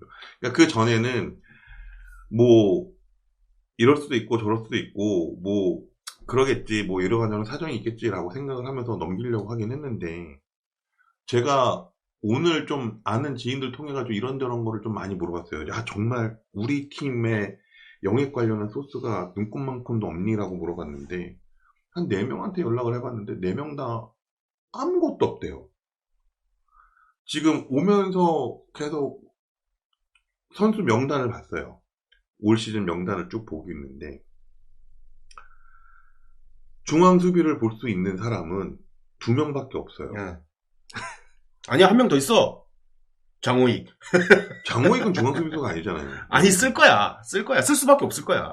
중앙 수비수는 2명밖에 없고 자 중앙 미드필더를 볼까요? 최성근이 내년에 올해 복귀를 할지 안 할지 확실히 미확정인 상태인 거잖아요. 그러면은 주전으로 뛸 수 있는 중앙 미드필더는 2명이에요. 교체 멤버는 쓸만한 선수는 1명이에요. 자 그리고 이제 공격수 볼까요? 김현, 뮬리치 이 2명은 스타일이 너무 비슷한 2명의 선수인 거고 이거와 반대되는 성격이라든가 좀 다른 스타일의 공격수 자체가 없어요. 저기, 지금, 김천에 있는 강현무? 강현묵의 복귀는 영입과 같다. 이거 안 되니까. 닥치라고 그래. 근데 그러니까 이런 거 들어보면은 아까 전에 댓글 읽을 때도 그 서울 이랜드 팬분이 남겨주신 말 있잖아요. 이브리그가 더 힘들다고. 저도 그거 느껴져요. 더 몸으로 부닥치고 부상 빈도도 많을 거고 경기 수가 더 많잖아요. 그래서 준비해야 될 게 더 많은 게 어떻게 보면 이브리그인데. 네, 뎁스가 좀 더 두터워야 돼요, 우리는. 그리고 이제 또 하나, 이제 프런트에 대한 얘기를 좀 해야 되는 것 중에 하나가, 얼마 전에 한 2주 전인가? 1주 전인가? 계약 만료를 해가지고 떠나는 선수들을 11명을 한꺼번에 올렸더라고요. 11명을 한꺼번에 올렸는데, 그 중에 반주전으로 뛰었던 선수들은 한 4, 5명. 그리고 그 중에 한 3명인가 4명은 작년 시즌에 단 한 경기도 못 뛰었던 선수들. 그러니까 이름도 생소한 선수들이 너무 많고 윤서호가 아직도 있는지도 몰랐는데 팀이 있었다고 하더라고요. 그러니까 11명이나 계약 만료로 그냥 선수를 놓아준다는 거 얘기는 프런트가 일을 존나게 안 해요 라는 얘기랑 똑같은 얘기인 거예요. 그거 아니면 모종의 계약 때문에 선수들 프로 이름 꼬리표 달아주기. 이거밖에 안 되는 거야. 너는 메탄고 입단해주면은 프로 계약만 해줄게 이런 식으로? 자, 고명석, 한석종 이런 선수들 같은 경우는 분명히 저는 시즌 중에 계약을 진행을 했어야 된다고 생각을 해요. 왜냐하면 이적을 할 수도 있을 만한 카드기도 하고 트레이드로 쓸 수 있을 만한 카드기도 하기 때문에 얘네들은 그냥 계약 만료로 FA로 놔주면은 구단에는 10원 한 장 들어오는 게 없는 상태가 되는 거잖아요. 그러니까 프런트는 아무 생각이 없는 것 같아요. 권창훈도 FA인데 뭐. 권창훈은 제가 생각할 때 권창훈은 100%예요. 이거지. 아는 동생이 형 나 뭐 좀 몸도 좀 챙겨야 되고 하는데 결혼도 해가지고 생활비도 필요하고 한데 야 형만 믿어. 형이 그냥 해줄게. 이거예요 그냥. 제가 봤을 때 권창훈은 100% 이건 것 같아요. 그냥 딱 백모 씨 시즌 2야 그냥 내가 보기에. 아 백모 씨는 뒤통수가 맞는 거고 권창훈의 케이스는 저는 이건 것 같아요. 100% 야 형이 그냥 해줄게. 야 그냥 뭐 한 6개월짜리만 해줄게. 야 어디 전북 가고 싶어? 어디 가고 싶어? 뭐 얘기해 그냥 해. 그리고서 여기서 그냥 몸 잘 추스려가지고 내년에 너 가고 싶을 때 가서 잘해. 형이 사정 봐줄게. 이거예요 그냥. 뭐 정말 그거예요. 그럴 수도 있죠. 여러분들이 권창훈을 어떻게 생각하는지 모르겠는데 권창훈이 우리 팀에서 한 사람 역할한 거는 1년이 채 안 돼요. 맞아요. 그러고 나왔어요. 예. 네. 그리고 그 전에 1년 반은 우리가 쉴드 치기 바빴어요. 제가 그래도 아직 어리니까 10분 동안 한두 번은 반짝이는 걸 하지 않느냐. 제가 아직은 어리지 않느냐. 이런 얘기였었어요. 권창훈이 우리한테 뭐 대단한 거 해준 적 없어요. 우리는 대단한 걸 해줬지. 팀은 연봉을 겁나 많이 줬고 팬들은 지지를 겁나게 해줬죠. 권창훈은 우리한테 해준 게 아무것도 없어요. 이정료도 안 벌어다 줬잖아요. 네. 그 정도 18억 벌었다고 하는데 그때 나갔던 해외 진출했던 애들이 18억이 나가면은 되게 헐값으로 나간 거거든요. 뭐 그런 상황입니다. 그리고 또 한 가지가 지금은 뭐 어떻게 보실지는 모르겠지만 수원 삼성은 강등당한 시점부터 지금까지 변한 게 한 개도 없습니다. 네. 예, 그러니까 단 한 개도 안 변했어요. 그러니까 사장이 바뀌고 단장이 바뀌고 이건 당연한 수순인 거고 당연히 그렇게 해야 되는 거고 이거는 변화가 아니라 그냥 당연히 그렇게 흘러가는 거기 때문에 이거는 변화라고 볼 수 없고 그거 빼고는 아무것도 바뀐 게 없어요. 그리고 혹시나 여러분들이 희망을 가지실까봐 얘기하는데 전력 강화팀이 생기고 전력 강화 담당이 생겼다고 해서 그 사람들이 생긴 지 일주일 정도밖에 안 됐는데 그 분들이 이번 시즌 전에 선수 영입에 대해서 큰 공을 세울 거라고는 기대 자체를 하지 마세요. 그러니까 어떤 일을 하기 전에 사전에 준비 작업이라는 게 반드시 필요한 거고 그리고 선수 영입은 그냥 마트 가서 물건 사는 것처럼 그때그때 바로바로 뚝딱뚝딱 할 수 있는 상황이 아니기 때문에 아마 그분들이 좋은 영업을 만드는 거는 거의 불가능할 거예요. 그러니까는 여러 가지 퍼즐을 맞춰봤을 때 올해는 한 7등 정도? 리그2에서 한 7등 정도? 저보다 높게 보시네요. 저 8이 계속 밀고 있는데. 그게 아마 현실적인 순위이지 않을까 싶은 생각을 합니다. 그리고 염기훈 감독이 제일 크게 욕먹어야 되는 거는 쿠데타를 했다 뭐 했다 저는 이건 아닌 것 같아요. 그게 아니고 염기훈 감독을 선임을 하면서 구단이 했던 말도 그렇고, 뭐, 자기가 했던 말도, 선수들이 했던 말도 그렇고, 염기훈 감독 때문에 남아서 팀을 지켜보겠다, 어쨌든 으쌰으쌰하겠다라고 얘기를 했는데, 결국은 팀의 핵심인 선수들은 다 떠나보낸 상태가 되는 거예요. 남아있는 떨거지들 남아있는 거고, 우리가 작년에 강등당했던 가장 큰 이유는 그 선수들 때문에 강등당한 거거든요. 그러니까 갈 곳 없는 데끼리 모였다 그거네요. 네, 그 선수들 지켜서 뭐해요? 그 선수들로 우리 일부 갈 수 있는 게 아닌데. 그러니까 제가 제일 염기훈 감독이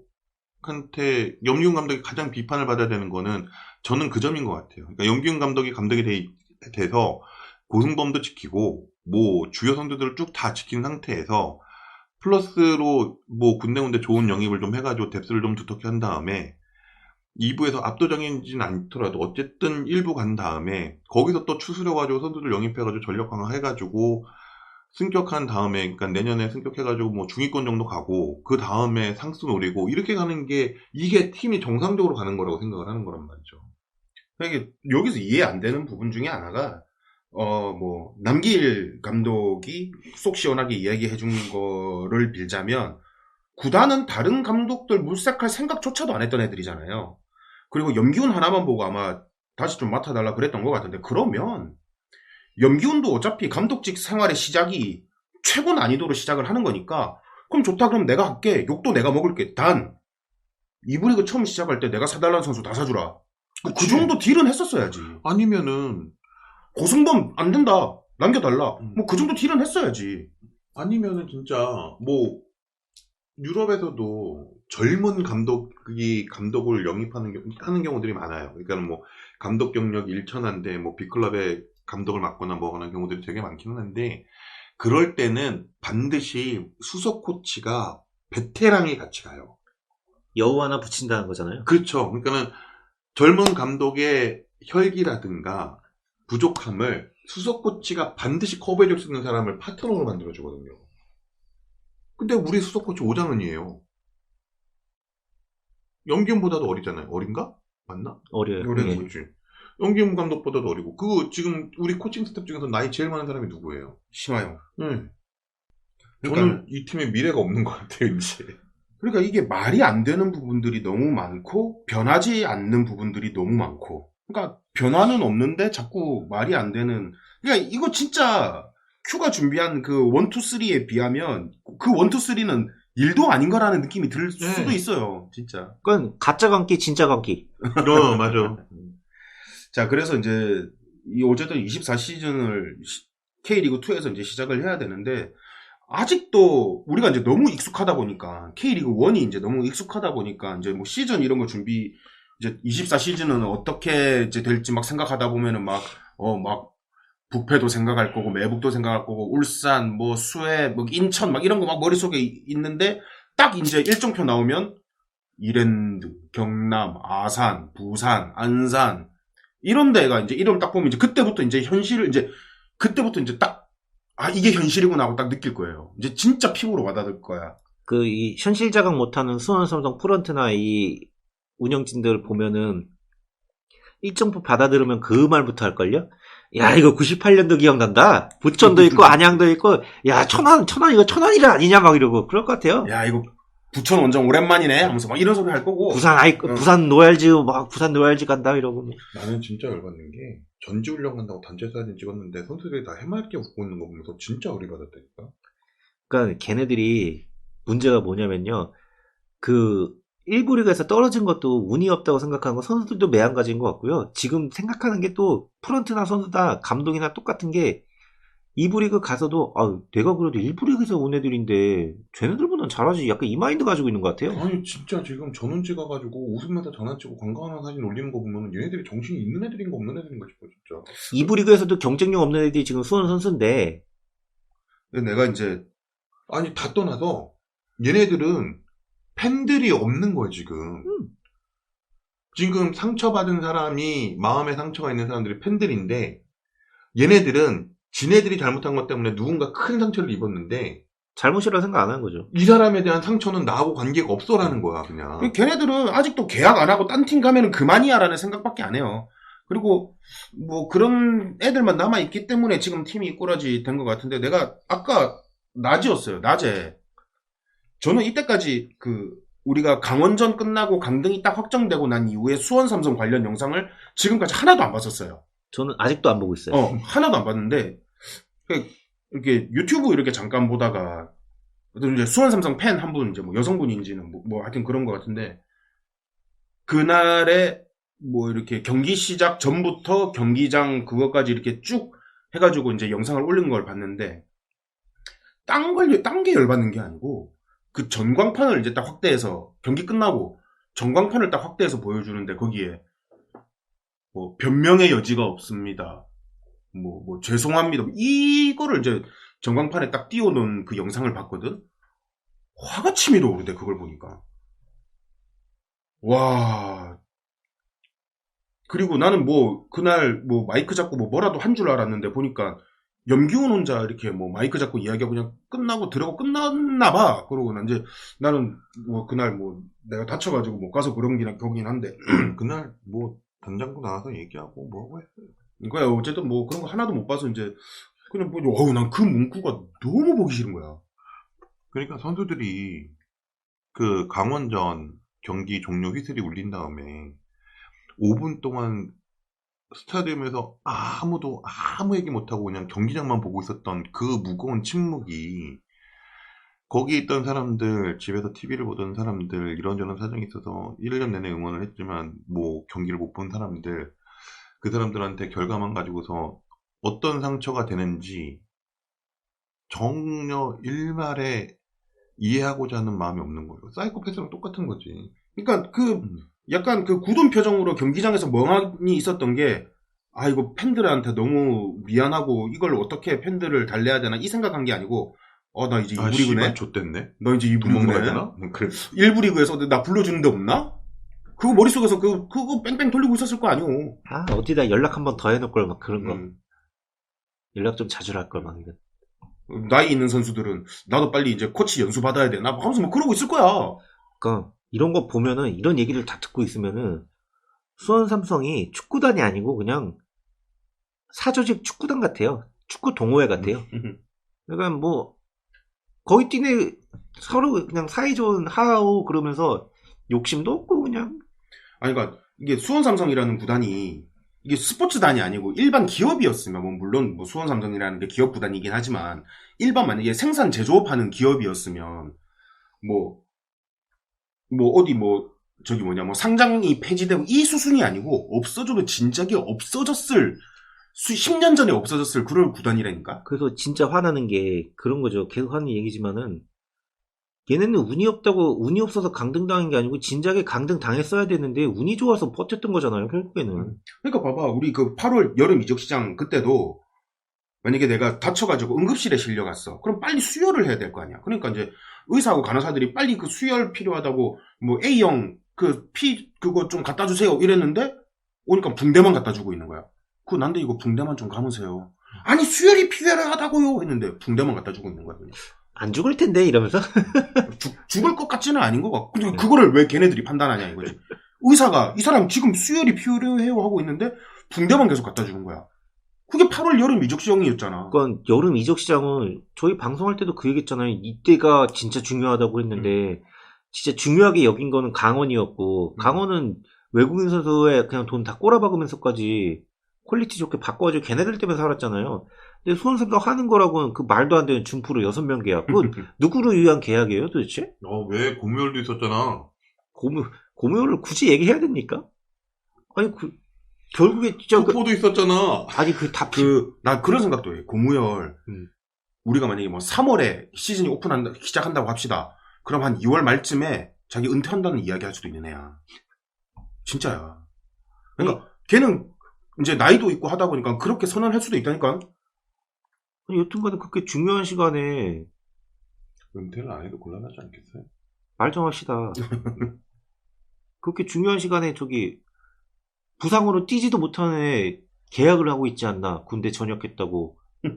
아니 지가 팀 찾아가던가 해가지고 못 뛰는 건 뻔히 알면서 계약한 건 뭐예요? 그리고 전반기에 시즌 아웃 돼가지고 3월달인가 4월달에 시즌 아웃 돼가지고 못 뛰는 애도 어떻게 정리도 못하고. 그러니까 김천상무 팬들도 저는 권창훈하고 최성근은 조금 경우가 케이스가 다르다고 생각하긴 해요.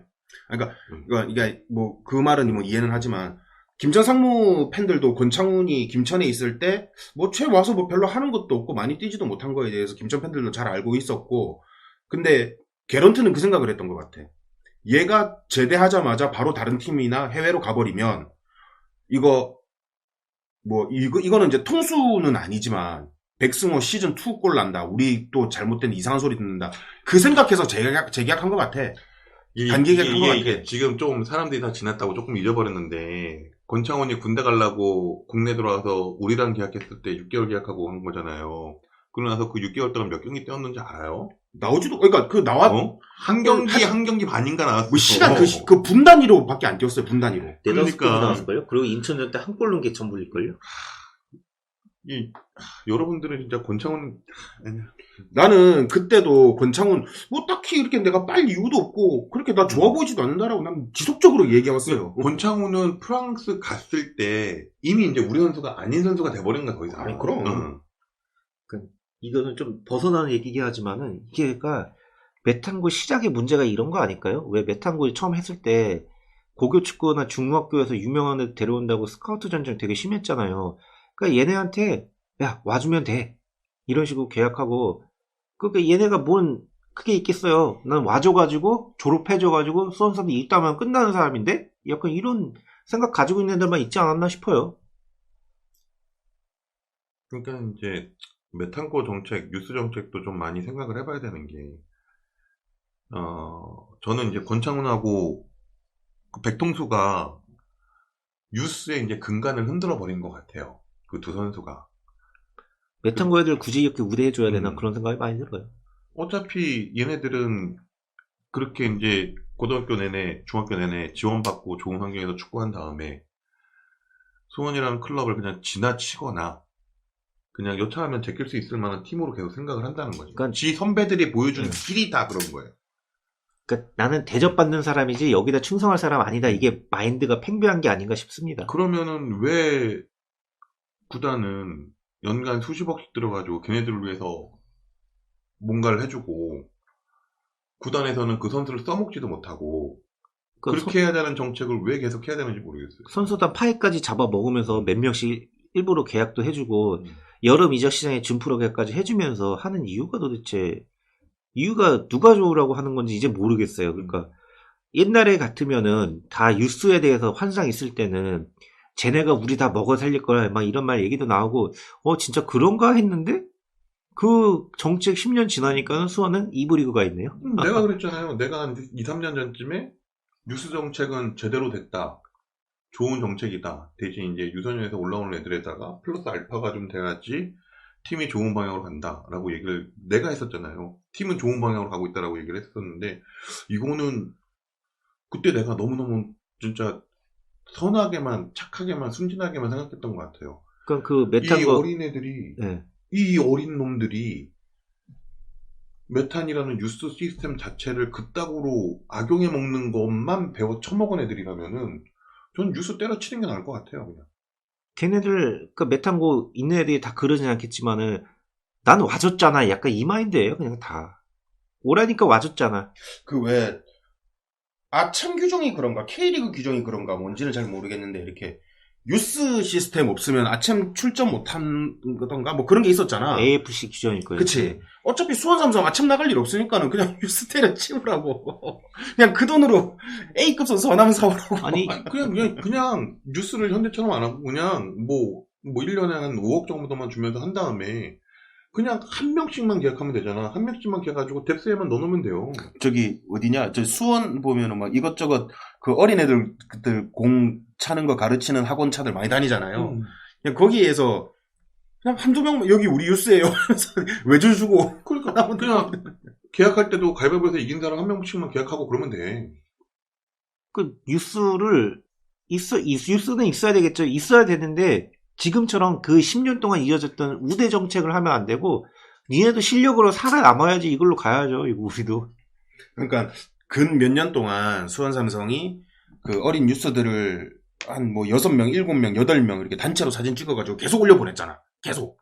근데 그게 뭐 몇 년 전에는 안 그랬는데 얼마 전부터인가 이제 그게 너무 자연스러운 그게 됐어요. 그러니까 뉴스 선수 애들도 그걸 아는 거야. 저 하나만 뽑히면은 일단은 뭐 뭐라도 되겠지. 아니면은 그 이후에 딴 데 찾아가면 되겠지. 뭐 이런 생각들을 가질 수도 있는 정책을 구단 스스로가 만들어버린 것 같아. 이거는 어린 선수들의 잘못이라기보다는 그런 생각을 만들 수 있게끔 하는 생각을 만든 시스템의 문제가 아닌가. 뭐 어쨌든 오늘 큐가 준비한 그 강등의 예시에 대한 그 이야기부터 해서 좀 그 이야기 자체가 전체적으로 좀 부정적인 이야기들이 많이 나오다 보니까 오늘 끝맺음도 이제 좀 부정적으로 갈 수밖에 없는. 그리고 지금 뭐 꼭 그렇지만 않더라도 우리가 지금 그 악의 사념에 빠져 있는 사람들이기 때문에 지금 이거를 갖다가 깨치고 나올 수 있는 방법은 구단이 올바른 방향을 제시하고 우리가 그 누구보다도 경기에서 경쟁을 해서 이길 수 있을 것 같은 선수들을 수혈해주는 거. 그거 말고는 없어요. 뭐 유니폼이 이쁘게 나온다든지 뭐 시즌권이 뭐 파격적으로 할인돼서 나온다든지 그런 걸로 팬들 마음 돌릴 수가 없을 거고 그러지도 않을 거겠지만 지금 수원 삼성 팬들의 마음을 돌릴 수 있는 건 너네들이 올바로 갈 수 있고 우리가 저렇게라면 믿어볼 만하겠다라는 청사진을 제시하는 것밖에 없어요. 근데 지금 1월 중순이 접어들었는데 아무런 청사진은 없죠. 그러니까 전지훈련장에 보도 듣도 못한 이상한 선수가 떡 와있지 않는 이상에는 이미 선수단 구성은 끝나 있는 거예요, 지금. 그리고 끝나 있지 않는다는 게 더 문제인 거고. 나는 정말 이해가 안 되는 게 예전에 몇 년 전만 하더라도 계속 전지훈련 가면은 전지훈련에 대한 클립이라든가 릴이 올라오고 그랬는데 올해는 아무것도 없어요. 해봐야 가서 훈련을 하는지도 의문이야, 솔직히 이제. 뭐 그 훈련해봐야 뭐 대학팀하고 훈련하고 그런 거밖에 안 되니까. 그러니까 물론 지금은 기초체력 훈련을 할 때일지만 기초체력 훈련을 하고 있을 것이고 뭐 기본 전술 훈련을 조금 하거나 뭐 그러고 있을 때라는 건 알고 있기는 한데 그러면 이제 훈련하는 영상이라든가 뭐 이런저런 게 올라와야 되는데 그런 것도 없고 지금 구단 입장에서는 뭘 올려봐야 욕밖에 못 들으니까는 그러는 것 같아요. 그러니까 욕을 먹어도 계속 사과를 해야지. 그러니까 염기훈 감독 같은 경우도 나는 계속 뭐 인스타가 됐든 유튜브가 됐든 뭐가 됐든 뭔가 계속 메시지를 줘야 된다고 생각을 하는 거예요. 그냥 닥치고 가만히 있을 일이 아니라는 거지. 자, 보세요. 우리 지난주에 수원 삼성 미디어데이 했었죠. 그 이제 영상을 풀러 봤어요. 그때 딱 염기훈 감독과 박경훈 단장 딱 이야기하는 거 보세요. 어떻게든 책임져야 될 소리는 안 하잖아요. 그러니까 박경훈 단장 같은 경우도 박경훈 단장은 나는 그때 그 미디어데이 때 했던 얘기가 나는 그 사람이 할 수 있는 정석이라고 생각을 해요. 그러니까 온 지 일주일밖에 안 된 사람이 뭔 얘기를 할 거예요. 아니 뭐 그리고 염기훈 감독 같은 경우도 나는 그 인터뷰 보고서 조금 어이가 없었던 게 염기훈 감독에 대해서 사람들이 싫은 소리를 하는 이유는 염기훈 감독을 되게 많이 좋아했고 믿었기 때문에 싫은 소리를 하는 거예요. 만약에 염기훈 감독이 그 전부터 되게 또 싫었거나 뭐 했거나 했었으면은 그렇게까지 욕을 안 했을 거란 얘기인 거지. 근데 염기훈 감독한테 사람들이 많은 욕을 하는 이유는 믿었던 사람이고 뭐 이 사람이 내린 판단 자체가 우리들이 볼 때는 우리들이 원하는 우리들을 정말 위하는 판단이 아니라고 생각했기 때문에 미워하는 티를 내는 거거든요.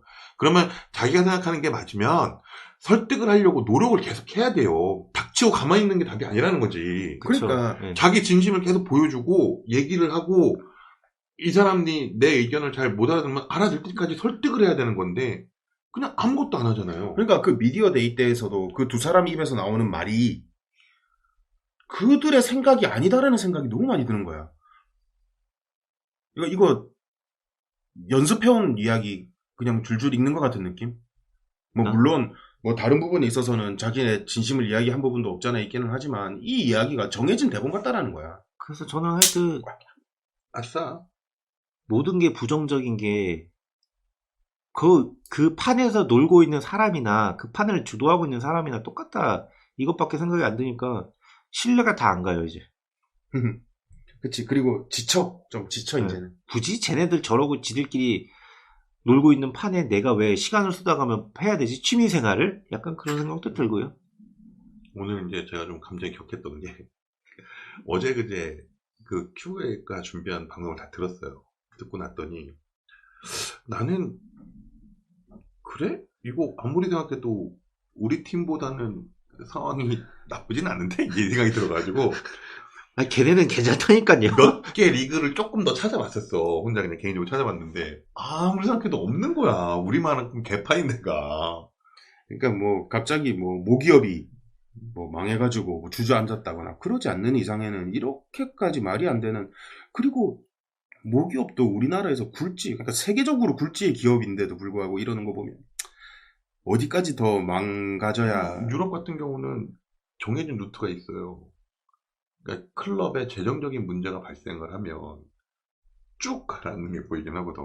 근데 우리는 재정적인 문제가 발생했다 치는데 그 정도 문제는 아니고 연봉 총액 보니까 우리 중위권이 5등이면 보면 5등.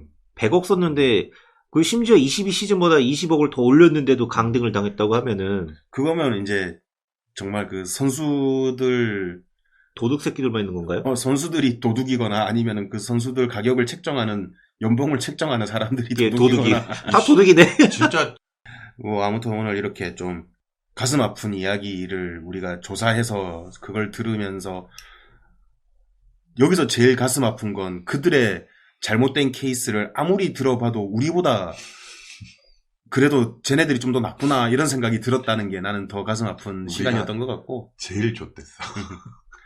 뭐 아무튼 우리가 요 방송이 이제 끝나고 나면 아마 요건 나가 큐한테 따로 또 부탁을 할 거긴 한데, 어쨌든 우리가 2부 리그에서 이제 시작을 할 거고, 그 2부 리그는 우리에게는 아직은 낯선 공간이고 낯선 장소이면 낯선 시간이 될 것 같은데, 그럼에도 우리는 이제 1년 내내 봐야 되는 리그이고, 그러면은 이제 좀 2부 리그의 뭐 그 팀 전체적으로 뭐 어떤 색깔을 가졌냐라는 거를 보긴 힘들겠지만, 좀 주요 선수들, 뭐 팀당 뭐 주요 선수들 이런 선수들은 있을 거 아니에요.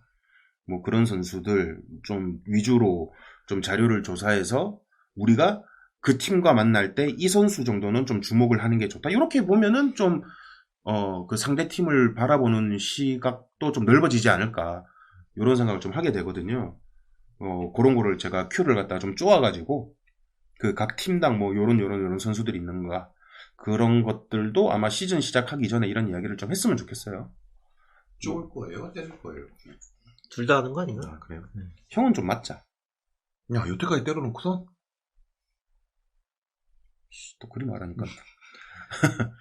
또 이 와중에 뭐 카즈키가 뭐 재계약했다는 얘기도 있지만은 잘 모르겠네요. 카즈키는 왜 이렇게 어려운 길을 선택하려고 하는지 모르겠고. 카즈키도 올해만 볼 거예요. 올해만. 아니면 카즈키도 뭐 원하는 곳이 없어서 그런 거일 수도 있는 거니까, 그거는 뭐 모르는 거니까. 뭐 아무튼 뭐 오늘 또 들어주신 분들도 마음 잘 추스리시고, 또 아직은 휴식기니까 우리의 마음을 잘 휴식할 수 있도록 잘 준비하시고, 그 우리 제수들 구독, 좋아요, 유튜브에서 볼륨 수원 구독, 좋아요 잘 눌러주시면 또 재밌는 이야기들 또 많이 나눌 수 있을 것 같습니다. 그리고 이제 또 정상적으로 또 리그가 돌아가면은 우리 종만님께서 또 여기저기 또 돌아다니면서 수불 미식회 이런 것도 한번 해본다고 하셨으니, 뭐 그런 것도 한번 진행해보면서 또 재밌는 시간 계속 이어나갈 수 있으면 좋을 것 같습니다. 더 하실 말씀 있으신가요? 아니요. 없답니다. 네, 그러면 오늘 좀 많이 좀 다크하게 얘기하긴 했는데, 옷도 다크 하시네요. 예. 이게 그런 것 같아요. 그 사람이 사람한테 실망할 때는 그 사람에 대한 충분한 애정과 기대와 관심과 사랑이 있을 때 실망을 합니다. 지금 뭐 수원 팬들이 그 유니폼 사면 안전 자산이라고 했던 게 영기훈이잖아요. 네. 근데 그랬던 사람들이 지금 저렇게 날 서 있는 거 보면은 다 문제가 있는 거죠. 그렇죠. 그러니까 분명히 날 선 사람이 문제 있다는 게 아니고 지금 이렇게 돼 있는 판이 정상은 아니에요. 결국에는 팀이 살아야 뭐 그런 뭐 굿즈라든지 뭐든 뭐 시즌권이라든지 그런 게 가치가 있는 거지, 팀이 죽으면, 그러니까 결국에는 팀보다 위대한 선수는 없어요. 결국엔 팀이고, 그래서 나는 뭐 선수 하나 뭐 좋아해서 콕 집어서 좋아하고 이게 아니라 나는 오로지 팀만 보는 사람이기 때문에 뭐 그런 부분에 있어서는 뭐 개인한테 실망하거나 이런 거는 좀 적기는 한데 어쨌든 이 팀이 정상화가 되지 않으면 뭐 오히려 그 누구보다도 빠르게 그 애정이 식어버릴 수도 있는 부류의 사람일 수도 있는 거죠. 네, 이해인 거예요. 그- 그러니까는 예. 지금 우리가 분노하고 있다라는 게 그나마 다행인 거예요. 분노하고 있는 거는 아직도 애정이 있기 때문에 그런 거거든요. 그러니까 그러니까 제일 그 무서운 게 그거잖아요. 예. 애정이 식어버리면 아무 관심이 없어질 거예요. 그러니까 원래 그냥 안티였던 애들보다 무서운 게 탈덕해서 안티된 게 제일 무섭잖아요. 안티면 그래도 괜찮지. 아예 관심이 없는 거. 그러니까요. 그 다음에가 이제 무관심일 텐데. 여러분들도 마찬가지일 거라고 생각하고요. 또 요 우리 방송 재밌게 들으시면서 또 남은 한 주 또 건강하게 잘 또 살아남는 그런 수원 삼성 팬이 됐으면 좋겠습니다. 야, 방송을 재밌게 해야 재밌게 듣지. 형이 재미없게 만들었잖아. 죄송합니다. 자, 여기서 마무리하도록 하겠습니다. 오늘 끝까지 들어주신 여러분 대단히 감사합니다. 감사합니다. 감사합니다. 감사합니다. 감사합니다. 감사합니다. 감사합니다. 감사합니다. 감사합니다. 감사합니다.